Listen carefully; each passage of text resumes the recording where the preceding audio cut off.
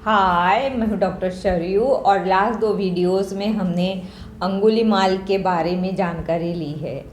Medically mentally unfit जो लोग होते हैं उनकी वजह से किसी निष्पाप की ज़िंदगी किस कदर बर्बाद हो जाती है, ये हमने देखा।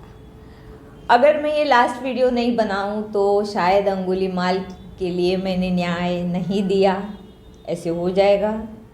इसलिए लास्ट वीडियो में मैं आपको ये जानकारी देना चाहती हूँ कि क्या भंते अंगुलीमाल उसकी ज़िंदगी सार्थक हो गई, क्या उसे सुख चैन मिल गया, क्या वो शांत हो गया।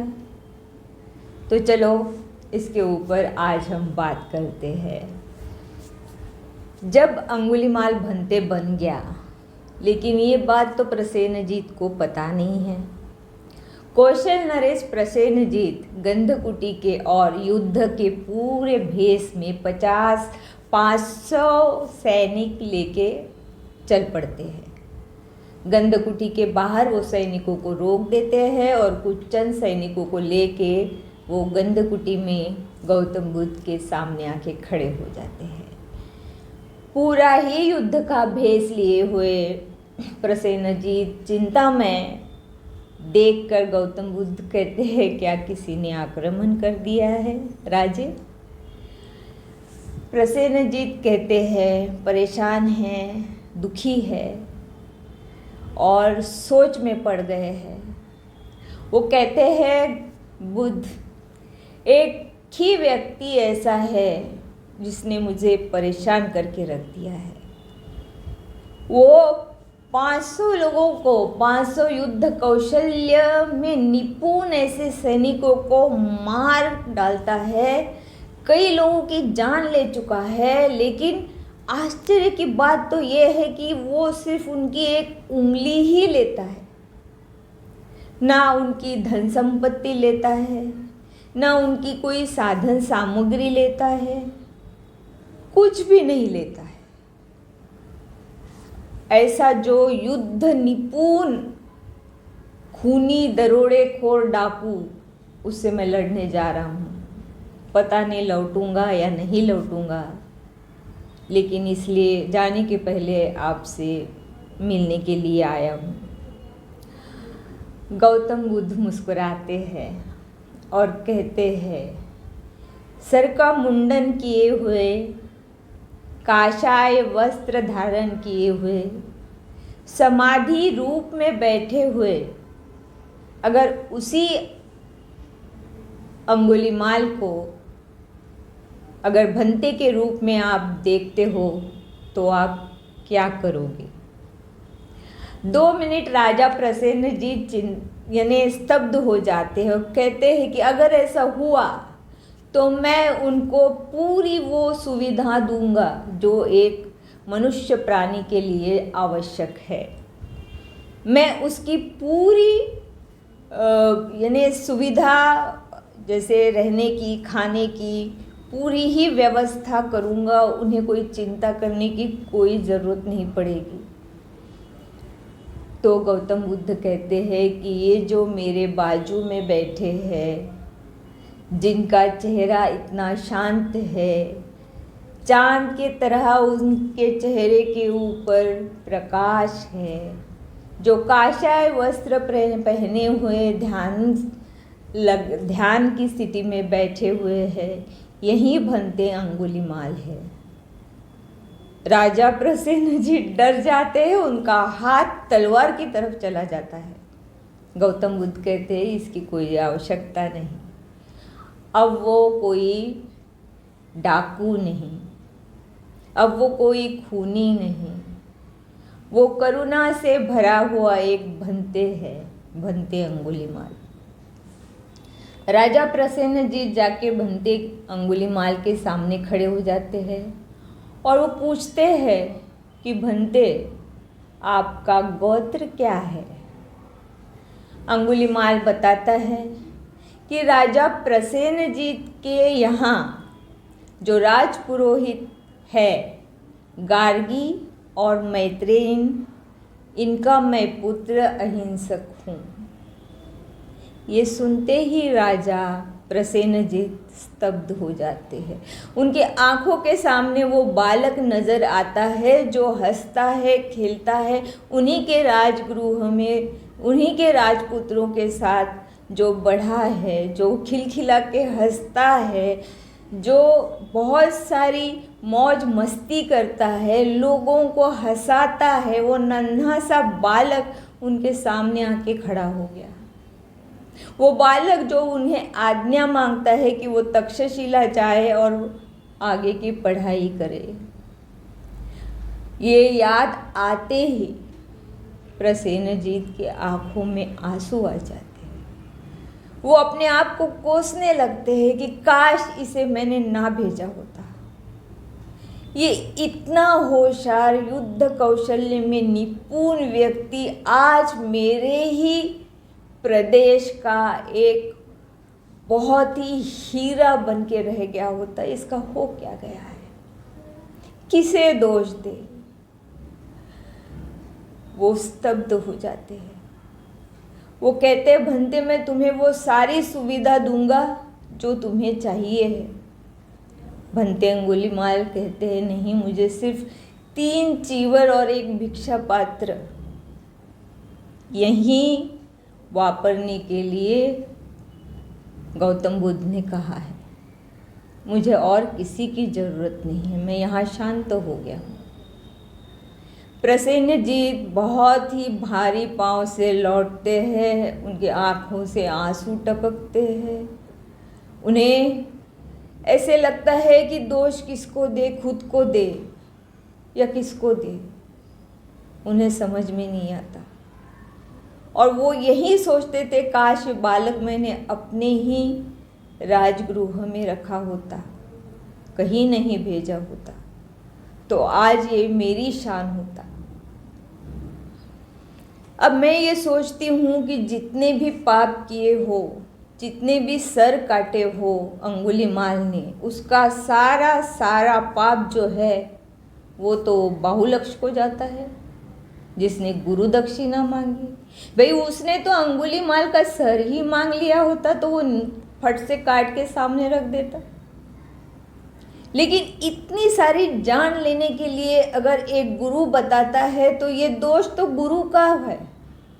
और देखो, गुरु बाहुलक्ष किसी को पता नहीं है, इतिहास में से चला ही गया है, सिर्फ अंगुलीमाल पता है। अंगुलीमाल को भी पता है कि वो क्रोध से उन बच्चों की भी जान ले सकता था जिनकी वजह से वो बर्बाद हुआ है। वो गुरु की भी गर्दन काट के रख सकता था जिसने उन्हें खूनी बनाया है। लेकिन वो गुरु दक्षिणा थी, बिना गुरु दक्षिणा दिए वो कुछ नहीं कर सकता था। और गुरु दक्षिणा न देते हुए अगर वो मर भी जाता है तो मरने पे वो ये बोझ लेके जी भी नहीं सकता या मर भी नहीं सकता था कि वो गुरु दक्षिणा दिए बिना ही नहीं चल गया या मर गया। तो दोष तो अंगुलीमाल का है ही नहीं, दोष तो उस बाहुलक्ष का है। इतना बेकार गुरु मिलना भी भाई किस्मत की बात होती है। अच्छा गुरु मिले तो अच्छे ही लोग स्टूडेंट्स पैदा होते हैं, बुरा गुरु मिले तो बुरा ही है डालेगा। संगत किसकी करना, किसको गुरु मानना, भाई अपने हम लोगों ने डिसाइड करना है कि कौन अच्छा है कौन बुरा है। आगे बढ़ते हैं। बनते अंगुलीमाल जो कि आरोग्य शिक्षण भी तक्षशिला में ले चुका है, वो गंधकुटी में जो भी बीमार भिक्खु होते हैं, जिन्हें ज़रूरत होती है, जो बूढ़े भिक्खु होते हैं, उन सभी की वो केयर करने लगता है, शुश्रूषा सेवा करता है। वैसे ही जब वो भिक्षाटन के लिए बाहर जाता है और जो भी ज़रूरतमंद लोग उसे मिलते हैं वो उन्हें मदद करता है। ऐसी ही कहानी एक बुक में ये भी लिखा है कि जब वो भिक्षाटन को जाते हैं उन्हें दिखता है कि एक जो है प्रेग्नेंट गरोदर महिला जो अटकी हुई है, जिसका बच्चा आड़ा हो गया है और डिलीवर नहीं हो पा रही है, वहाँ भी वो अपनी शिक्षा का प्रभाव देख के उसे डिलीवरी होने में मदद करता है, क्योंकि वो तक्षशिला का स्टूडेंट रहता है, उसने आरोग्य विद्या भी ली चुकी होती है। तो अच्छी ज़िंदगी शुरू रहती है कि अभी लगता है अंगुलीमाल को कि मैं अपना जो प्रायश्चित्त है वो मैं कर रहा हूँ, लेकिन लोग जीने भी तो नहीं देते। अगर किसी की ज़िंदगी सुधर रही है तो कुछ मेंटली अनफिट लोग जीने भी नहीं देते। ऐसे ही एक दिन भिक्षा लेने के लिए जब वो निकल पड़ता है तो चौराहे पे कुछ लड़कों की टोली होती है, वो उन्हें पहचान लेते हैं और कहते हैं कि ये डाकू अंगुलीमाल है जो अभी भंते बन गया है, इसने हमारे भाई को मारा है। कोई कहता है इसने हमारे पति को मारा है, कोई कहता है इसने इसको मारा उसको मारा, और उन्हें भी क्रोध आ जाता है। तो एक जन कहता है कि भाई यही तो वक्त है जब हम इसका बदला ले सकते हैं। ऐसे ही में लोग भंते अंगुलीमाल के ऊपर पथराव करना शुरू कर देते हैं, लहूलुहान कर देते हैं। भंते अंगुलीमाल जो एक हट्टा कट्टा इंसान है वो नीचे गिर जाता, कोई प्रतिकार नहीं करता। और प्रतिकार नहीं करते हुए वो सिर्फ ये गाथा गाता है, गतद्विनो विशोकस्य विष्पुमुक्तस्य सब्बधी सब्बगन्धपहीनस्य परिलोहो न विच्यति। इसका मतलब है कि जिस इंसान ने दुख दर्द करुणा मैत्री के साथ चलने का विचार किया है और जिसने सभी ग्रंथियों के ऊपर विजय प्राप्त किया है, उसे कोई दर्द नहीं होता है। इसलिए वो सहते रहता है, लोग उसे मारते रहते हैं और वो बुद्धम शरणम गच्छामि, धम्मम शरणम गच्छामि, संघम शरणम गच्छामि कहते रहता है। गौतम बुद्ध को पता चलता है, गौतम बुद्ध दौड़े चले आते हैं, भंते अंगुलीमाल का सर अपने गोद में लेते हैं, कहते हैं क्या तुम्हें दर्द हो रहा है, क्या तुम्हें दुख हो रहा है? भंते अंगुलीमाल कहते नहीं, मुझे मेरा प्रायश्चित मिल गया है, और उनका महापरिनिर्वाण हो जाता है। बाकी लोगों को गौतम बुद्ध कहते हैं कि ये जो है ये अहर्त प्राप्त भंते हैं। बाकी के भंते उन्हें पूछते हैं कि इतनी अल्प कालावधि में भंते अंगुलीमाल का महापरिनिर्वाण कैसे होता है और ये अहर्त प्राप्त भिक्षु कैसे है? गौतम बुद्ध कहते हैं यस्त पापम कतम कम्म कुशलेन पिथ्यति सोमलोकम पभासेति अब्बमुक्ता वचंदिमा। गौतम बुद्ध उन्हें कहते हैं कि जिनका पाप पुण्य कर्म से ढक जाता है, जिनका पाप पुण्य कर्म से ढक जाता है, उसकी प्रतिमा चांद के समान प्रकाशित हो जाती है। अनेक जो गुनाह किया हो लेकिन उसमें कुछ पुण्य के काम किए हो या प्रायश्चित्त कर लिया हो तो गुनाह कोई गुनाह नहीं रहता, वो अमर हो जाते हैं, उनका महापरिनिर्वाण हो जाता है। अल्प ही काल में अंगुलीमाल ने इतने सारे अच्छे काम किए हैं जिससे वो अहर्त प्राप्त भंते बन गए हैं। आज अंगुलीमाल अमर है। लोगों को सिर्फ इतना पता है कि वो डाकू है, लेकिन मैंने जब उन्हें पढ़ा तब मुझे पता चला कि नहीं, ये जो कहानी है अंगुलीमाल की शुरू से लेके आखिरी तक लोगों तक जानी चाहिए। बहुत कुछ सीखने को मिलता है इस कहानी से। क्यों बर्बाद होते हैं अच्छे स्टूडेंट्स? इन्हें बर्बाद कौन करता है?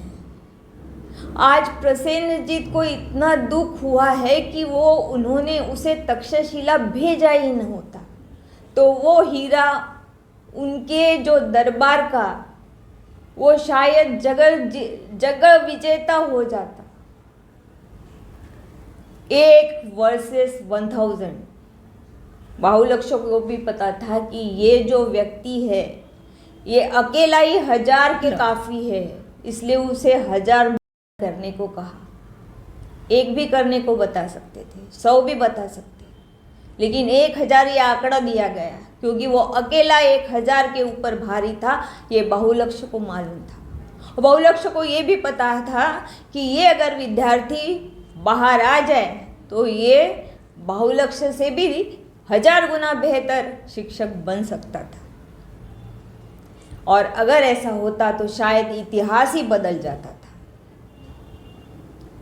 इसीलिए जो भी टैलेंटेड लोग होते हैं उन्हें हीरे की तरह रखना हमारा कर्तव्य है, क्योंकि दुनिया को उन लोगों की ज़रूरत होती है।